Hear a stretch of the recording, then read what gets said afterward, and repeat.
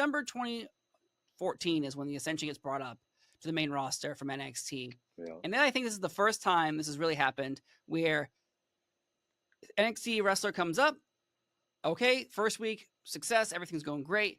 Next week on commentary, they stop poking fun of your face paint, your gear, the way you speak, your promos, your vignettes. It was like a character assassination watching it live on television.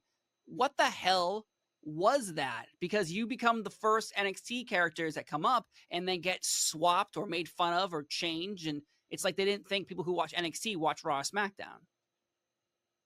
Yeah. Yeah. So it was a character That's, assassination in your opinion? I mean, I think what you just said entirely is probably a better answer than what I could give you.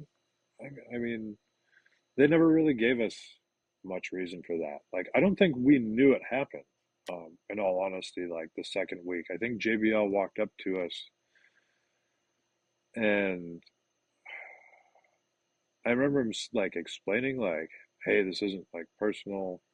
This is what they want me to do. Trying to do this, help you guys get heat." I kind of went, "Huh? All right, okay," because like I'd known JBL for a while. Like I'd met him at OVW, and he was always cool to us and stuff. And I was like, "What? Like, what do you mean what's going on here?" And I think Connor knew about it, and I didn't.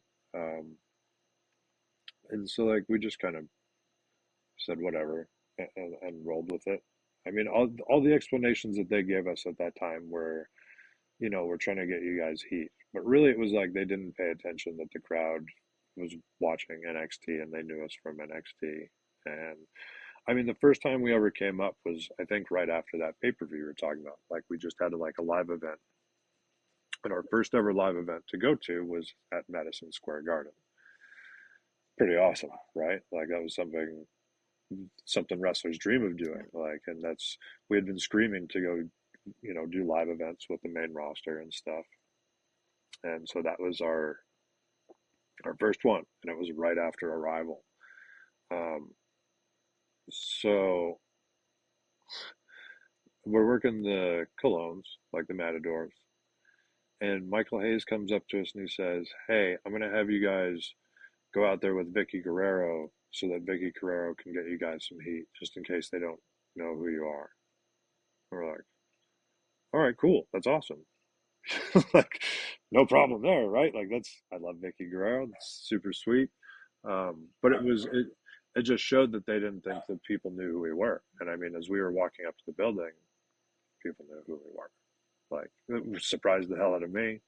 Like, we didn't know how far, NXT had kind of reached within the WWE universe, let alone to reach Madison Square Garden. And there we were. And so even then, like, it was pretty nuts because, Vicky goes out to do her entrance, her intro for us, and she gets booed like mad, of Yeah. course, doing her thing, right? And then when she introduces us and our music hits, that place popped. And like, it wasn't like boo, it was like an awesome pop, which, like, I don't know, it's the last one I remember ever getting. So I mean, like, that's the one that I always remember, and it was like, oh wow, that's pretty awesome. Sorry, I just gotta get my dog inside here. But that was yeah. But that was just like how it was. Like, they didn't know, how far the NXT universe was reaching at that point in time, and we didn't know. Um, and I mean, if they did know, they sure weren't letting us know, and they didn't act like they knew. So Yeah. that's the best, explanation I can give for why I think a lot of those things happened at that time, and why the ball was dropped. Like, not only with us, but so many afterwards. Like, it's just kind of it was just like a disconnect, bringing the two worlds together better right away. Like, Vince wasn't really that much of the NXT product, so he didn't have anything invested in it. Yeah.